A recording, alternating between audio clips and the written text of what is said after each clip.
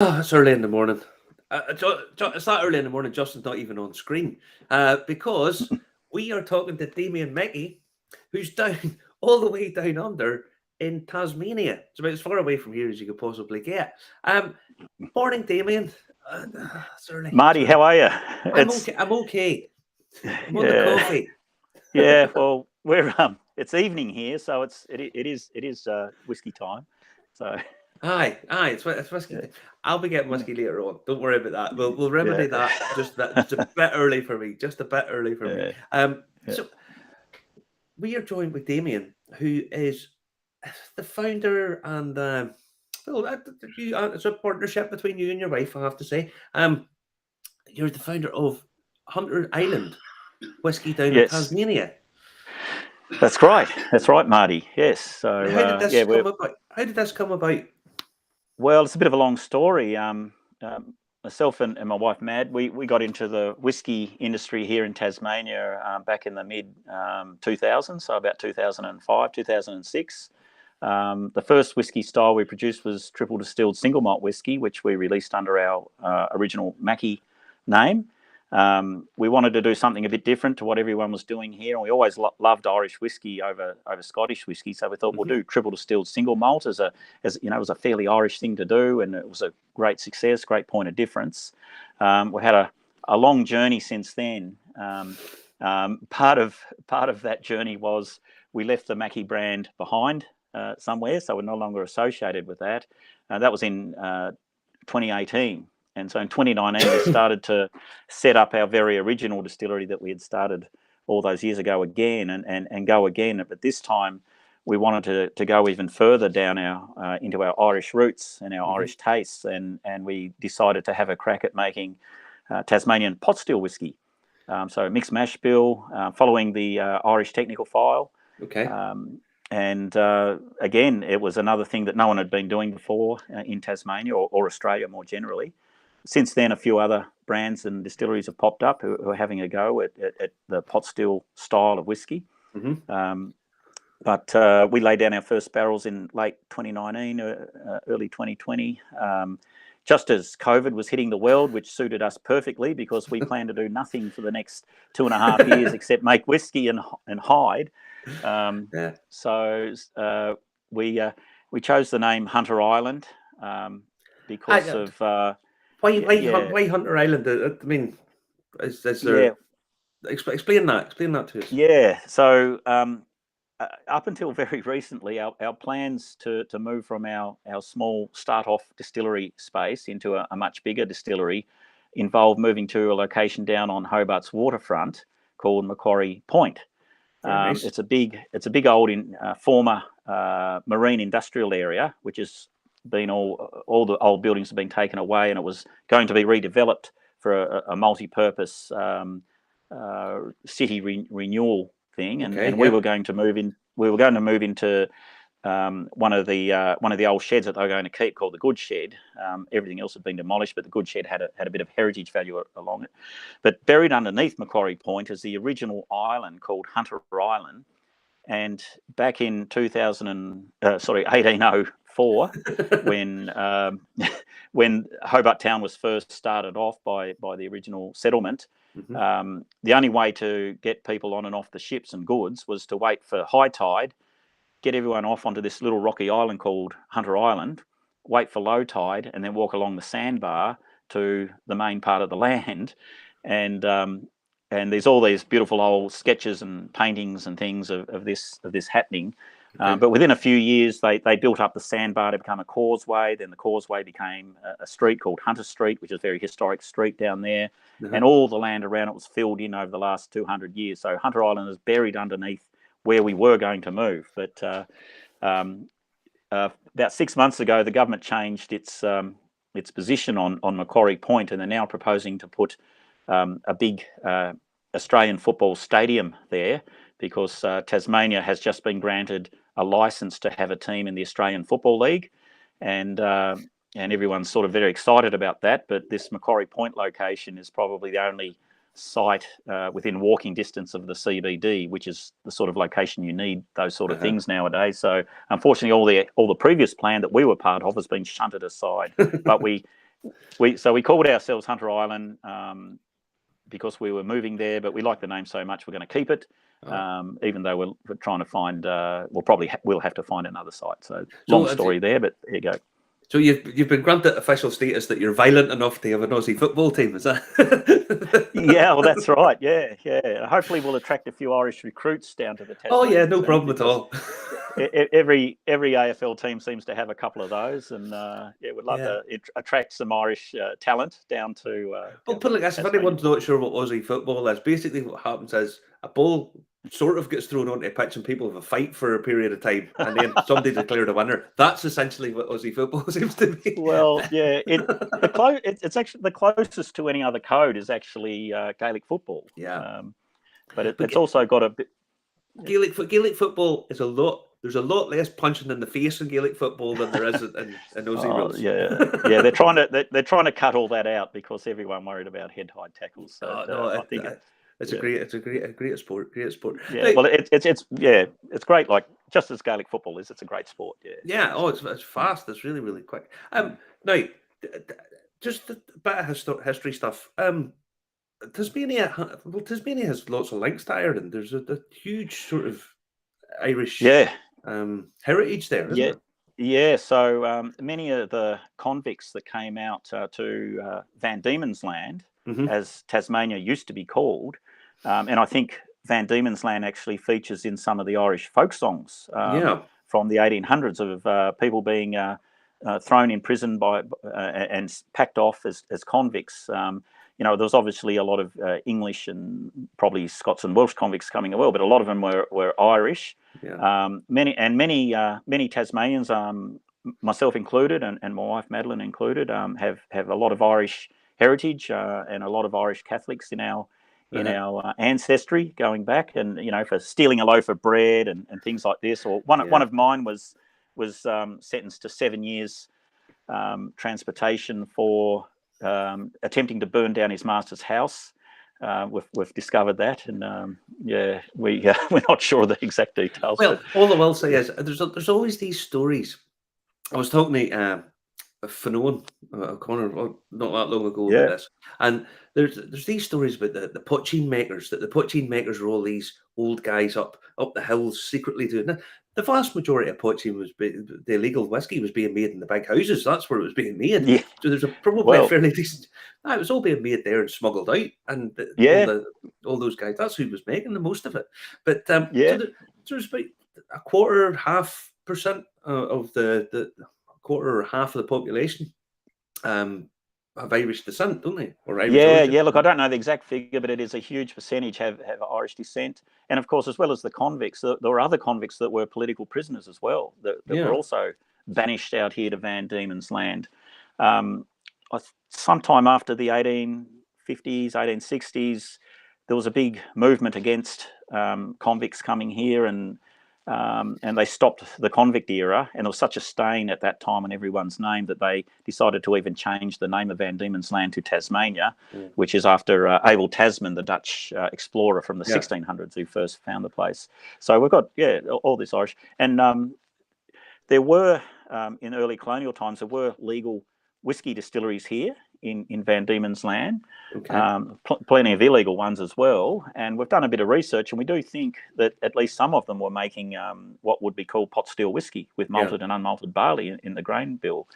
Then in the 1830s, we have Governor John Franklin and his wife, Lady Jane Franklin, came, and the colony was an absolute mess of alcohol at that time, and half the population were paralytic half the time. And John Franklin and his wife, Lady Jane, were teetotalers, and so they said they know how to fix this. So they closed down all the distilleries. They passed laws that favoured brewing over distilling on the theory that if people were drinking beer and cider, it would have to be better for society. Don't know if that really worked out that way, but anyway, from the 1830s, no distilleries in Tasmania until the 1990s, when Bill Lark, who taught me how to be a distiller, he got the law changed. And he's considered the godfather of Tasmanian whiskey, and he made contact with people in Scotland and said, I want to make whiskey in Tasmania, and got a lot of help. And he started off the Tasmanian whiskey industry in about the early 1990s. I think it's 31 years old or 32 years old now. Oh. And since then, we've now got we've got about 80 distilleries in Tasmania, and probably 60 are making whiskey. We lose track. There's so many popping up all the time.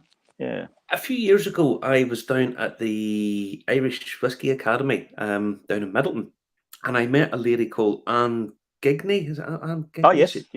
She was, because at that time I hadn't heard anything about Tasmanian whiskey, and it was her was the first person that sort of put it on my radar. That there was this it was quite small at the time, but it was growing every day, as you said, and she started the Tasmanian Whiskey Academy, I think it was called. That's it.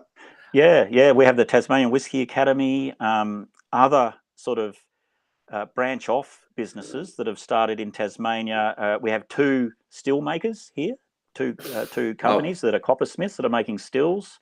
We have 3 cooperages that recooper the barrels for the industry here. And we have quite a number of independent bottlers and people like that, as well as all the distilleries. So it's a thriving, vibrant whiskey industry in Tasmania. Yeah. We have our own barley that's been grown here forever for the big breweries that have always been here. Now there's God knows how many craft breweries have popped up in the last 20 years as well. We've got beautiful regions in the Midlands of Tasmania for growing barley. We have our own maltster. Up not far, about 10 k's from where I am now, is a company called Joe White Maltings. They're part of Cryer Malt, I think. So they malt the barley for everybody. So it's wonderful. You have this isn't. I think possibly the perception of Tasmanian whiskey would be that it's quite a small niche thing, but I mean this is a big industry. This is from the ground up. You're growing your own barley. You've got cooperages, still makers. Lots of distilleries, lots of variety, I assume. So, why is Tasmania? Why did this happen in Tasmania? Is there a reason? Look, I think, going back to Bill Lark's vision 30 odd years ago, he's a great trout fisherman, and Tasmania has one of the best wild trout fisheries in the world, up in the Highland Lakes area. And Bill was up there with some friends and drinking some, probably some Glenfiddich or Macallan or something, and thinking, look, we've got peat bogs up there. We've got beautiful wilderness water. We've got a wonderful temperate climate. We grow our own barley. We malt our own barley. Why aren't we making whiskey? And then Bill just got it into his head. He was going to get that. He had to go to the federal government and get the law changed to make small craft distilleries legal.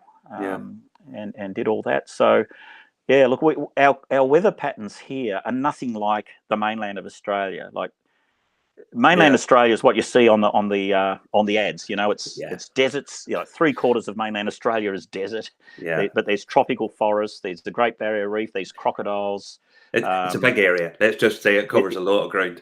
Yeah, but here in Tasmania we have mountains. We have a temperate climate. We have the 4 seasons. We have snow on our highlands every year. We've got, I think 45% of Tasmania is in reserves, like national parks or World Heritage Area. And from there, we have fabulous rainforests, and the water that flows out of those peat bogs and those rainforests and button grass plains is just amazingly wonderful water. We can legitimately lay claim to the cleanest air in the world, because on the northwest tip of Tasmania, here at a place called Woolnorth, we have one of a series of international air monitoring stations that are around the globe, and they're so sensitive that they can detect someone smoking a cigarette, 3 kilometres away.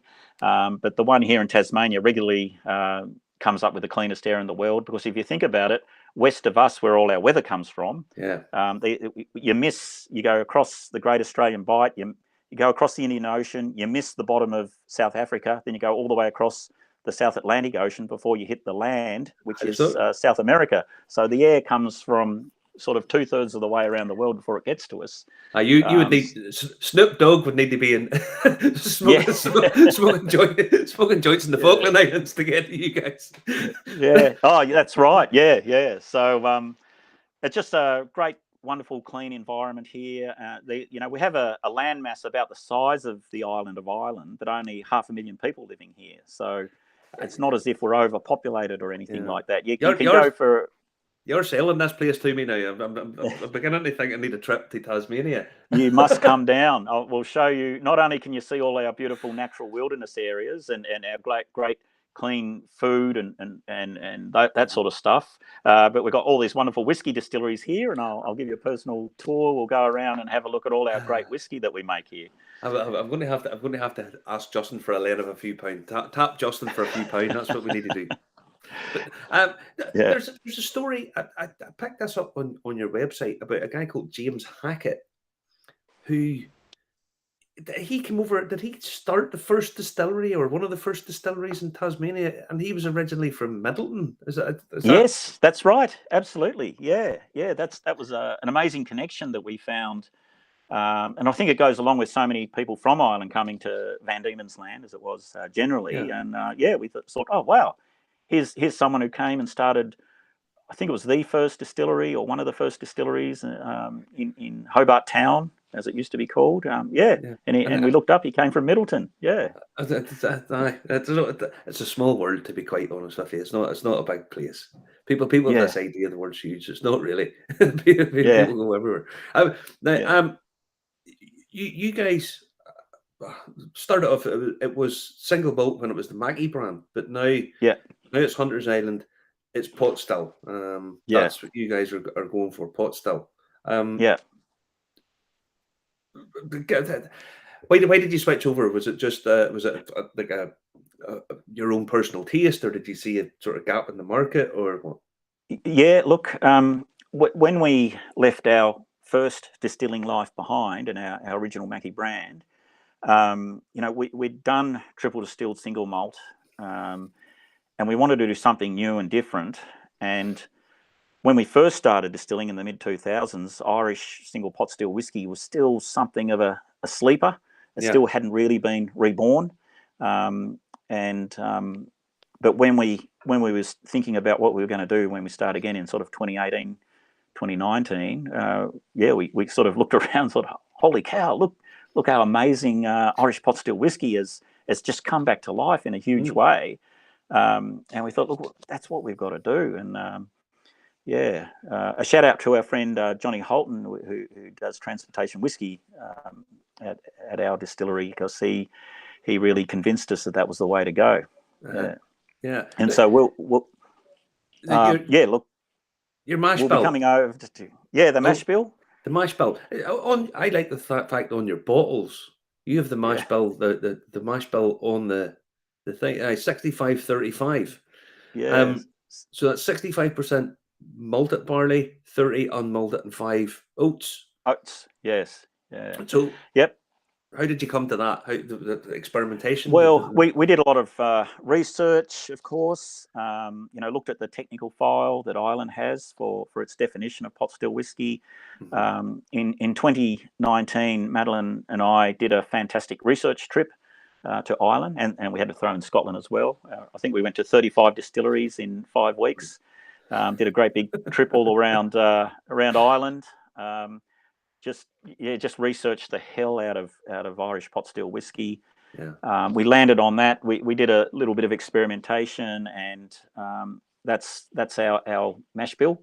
I'm not saying that in years to come we might start experimenting with that, but when you think of all the other levers you've got to pull as a distiller, the cuts in your intermediate run, and then your cuts in your spirit run, the yeast you use, the mashing and fermentation regime, and of course the cask management, the barrels you age it in.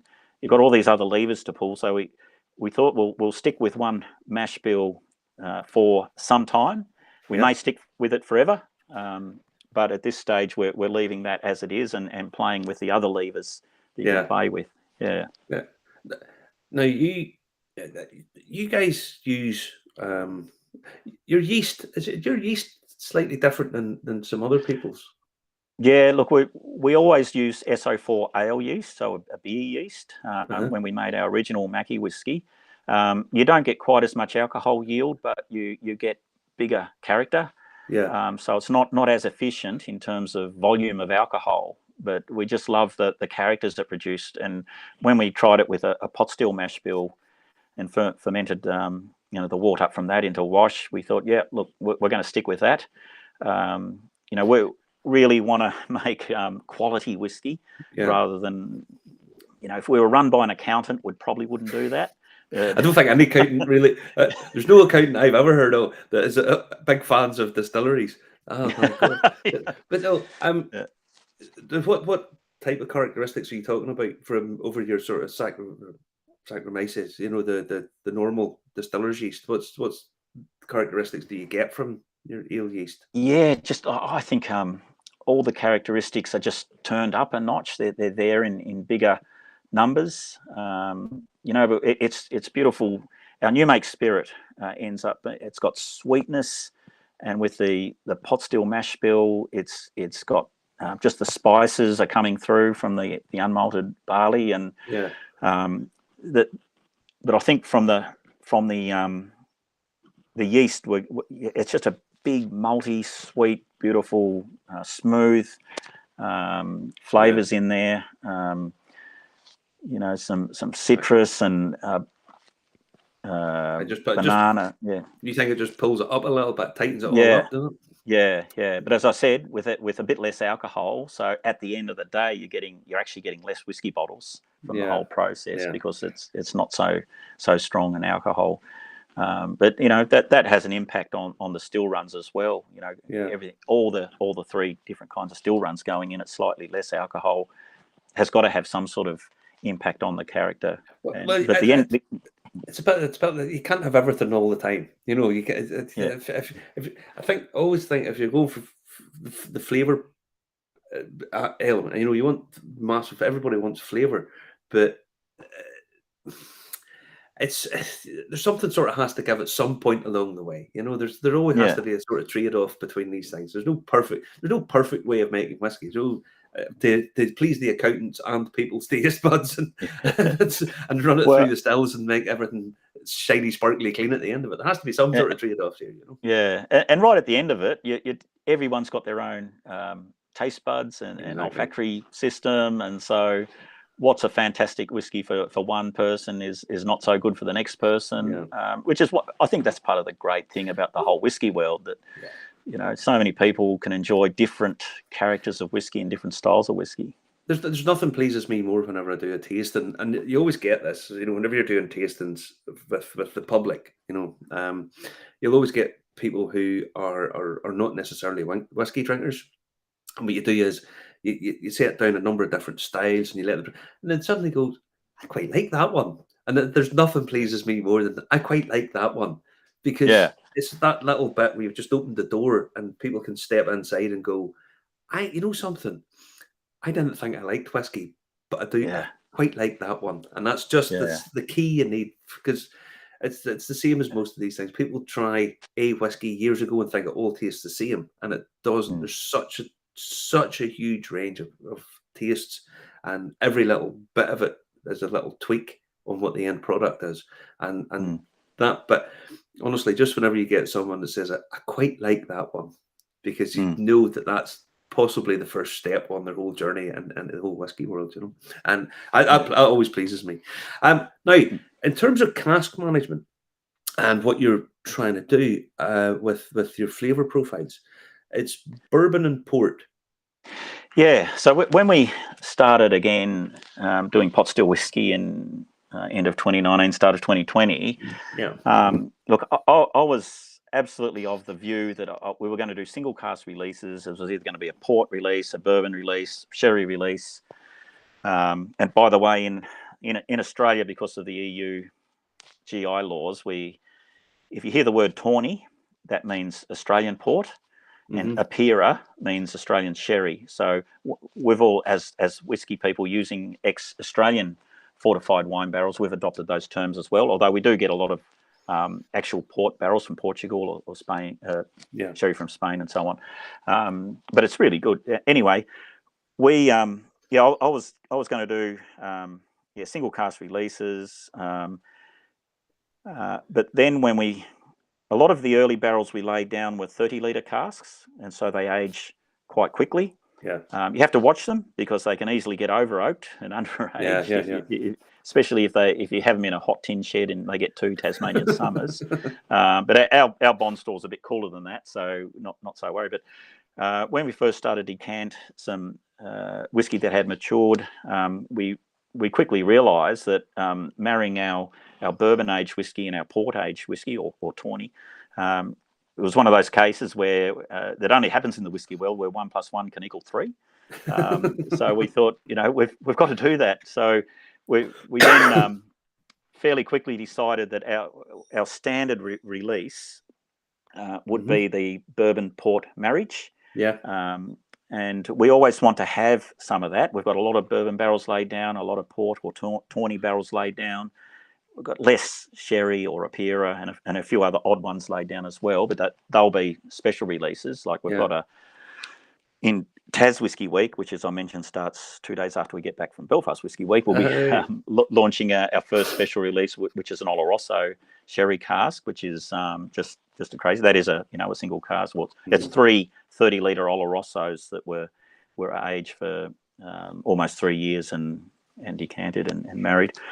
And what we've been doing with our early releases from the 30-litre casks, we've been decanting them after around about 2.5 years. Then we've been marrying them together in a 125-litre bourbon cask to settle and get a bit more of the bourbon influence as well. So that's basically our standard release. You get the deep fruits from the port and the banana and coconut and a bit of more sweetness from the bourbon, and it just seems to work really well with our new make spirit. I think bourbon cask finishing, especially when it's married up with bourbon cask and port. Sorry, I meant to say port. When it's married up with bourbon, you get that sort of raspberry ripple ice cream effect. Always sort of pumps in. That's normally what I expect from that kind of thing. And with pot still, now oats in your mash bill. Oats. Yeah. Some people think oats just contributes a sort of textural thing. It is. They do, but they add. Oats is a weird thing. It kind of does weird things to whiskey. Yeah, look, it's adding some creaminess to our whiskey, and that's on top of one of the defining features of Tasmanian single malt double distilled whiskey or all Tasmanian whiskey, and that it is got a creamy mouth, thick texture in it, and we think that's from the barley strains that are grown here, which are really brewing barley. They're not distilling barley strains. They're brewing barley strains because they've been here for the big brewers. But again, they don't ferment up to as much alcohol as distilling barley would. But we're also happy with it here in Tasmania that we don't want it to change because it adds a very creamy mouthfeel. So you add the oats of our mash bill on top of that, and it just adds to the creaminess. And there is this oatiness in there. It's what I call, and probably only Australians, Tasmanians will know what I'm talking about, but Anzac biscuits. Anzac biscuits. So they were, Anzac stands for Australian and New Zealand Army Corps. It's from World War I, when we had to combine with our friends across the ditch in New Zealand to form an army corps to send over to Europe for World War I. Gallipoli, yes. So and Anzac biscuits were sort of made to send over to the troops to keep them going, and they had a lot of oats and grains and it's a classic Australian biscuit, and there's a little bit of that I think from the oats in our pot still whiskey, which is very pleasing, pleasing. Now, sometimes I get criticised, or not criticised, but people will say, you're interviewing someone from Australia or America or whatever, how do we taste these whiskies? People are going to get a chance because you're coming over to Belfast Whisky Week. We are indeed. Excellent. Yay. Yeah, there's dedicated Tasmanian whiskey events happening all through the whole festival. So you guys are coming over. Yay. Excellent. Yeah. We're just looking forward to it so much. So there'll be 4 distilleries personally represented.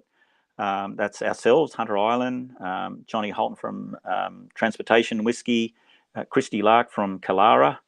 Christy Lark is Bill Lark's daughter, so she's got distilling right through her veins. Pedigree. Yeah. And Bill and Alison McHenry from McHenry's distillery will be there. with their whiskey. But we're also bringing 4 other whiskey brands across as well. So 8 Tasmanian whiskey brands over there. So people will get able to get a really good feeling for Tasmanian whiskey with 8 of us being there. Yeah. Wow. I think there are 4 Tasmanian tasting events. Yeah. And at each one, 4 of us will be there. So you'll have to look up on the Belfast Whisky Week program to see which actual whiskies are in each actual tasting. There's a Welcome to Belfast dinner, I think, on the first Friday night, and people can buy tickets to that. We'll be at the Expo on the last Friday, I think that is. The last Friday, yeah. Friday night. Yeah. I'm flat out all that week with various different things. But yeah, I'm really looking forward to bumping into you guys and going and seeing some of the Tasmanian whiskey, because honestly, I think it was 2015. I met Alan Gigney at the Irish Whiskey Academy, and that was really when it sort of first flagged up. But the other kind of in Ireland, one of the big connections is Cologne, or tiny little Cologne distillery. That was where Brendan got his kind of inspiration. Although he's from Ireland, it was Tasmania that actually supercharged them to get Cologne up and running. Yeah, so that was an amazing character in the Tasmanian whiskey scene, Peter Bignell from Belgrove Distillery, and I call him the crazy inventor of the Tasmanian whiskey industry, because he taught himself how to weld copper, built his own stills. He's done in his previous life. He restored a water mill, a heritage water mill. He does sand sculptures and ice sculptures. He's been to. Oh, that's right. That's Brendan's next outing. He's going to start sculpting stuff now. But Brendan got hold of Peter Bignell. Not sure how, but Peter Bignell ended up going there. I think Peter was in Scotland. He went over and saw Brendan in Ireland, and the bromance went from there, and Peter gave him some advice, and Brendan's gone from strength to strength, obviously. Amazing distiller, Brendan. Yeah. Oh, yeah. I mean, for a very small place, for a very small distillery, he makes an awful lot of noise, a lot of ripples. But it's kind of funny, because it's kind of went full circle, because the Irish went to Tasmania, but it was Tasmania. And put it like this, you know this as well, a lot of the big guys are watching what a lot of the little guys are doing. And there's lots of big guys keeping an eye out to see what Cologne's doing, you know? Yeah. Matt and I were lucky enough to have time to drop in and see him in 2019 when we did our big trip around. So, hi, Brendan, if you're watching. I'm sure he probably will be. But yeah, I'm sure we'll catch up with him in Belfast Whisky Week. Oh, he'll be about somewhere. But you guys also do poaching. You do a Tasmanian poaching. We do. Is it your new make spirit bottled, or? Yeah. It's basically our new make spirit. We cut it back to 50% to make it, half reasonable. But look, if people really want to get an indication of what we're doing with our mash bill and our fermentation, there's nothing better to try than our new make spirit. And we absolutely. I think this is an absolute easy win for people. Just bottle your new make spirit. That can be your baseline, and everything from that you can marry it up and pair it up against it. I think it's a great idea. Yeah. So again, we're labelling it Tasmanian Poachine. We'd never dare call it Irish Poachine, of course. And same with our pot still whiskey. I mean, we really, we're wanting to honour this amazing style of whiskey, which as many pot still whiskey fans will know, that if you go back long enough, 100 odd years, it was probably inarguably the biggest whiskey style in the world before all the calamities of the 20th century befell it. And then almost went extinct by the 1980s, and only a couple of brands left in existence, and now rightfully exploded in popularity again as people are searching for this great wonder. The thing I love about the style is, look, it's got the smoothness of the triple distilled process through copper pot stills, because most of it's made that way. But that mixed mash bill just adds so many depths and layers of character into it, that it's as complex as the most, or maybe even more complex than one of the great Scottish single malts, even peated single malts, but it's gone off in another direction with the pot still spices. And it just opens the palate up. It just opens up you're painting with lots more colours now than doing your single malt whiskey. Single malt whiskey, there's such variation in it, but now at the very start of the whole process, you've just a huge range of stuff you can do with malted and unmalted barley and your other cereals that can go on it as well. Now,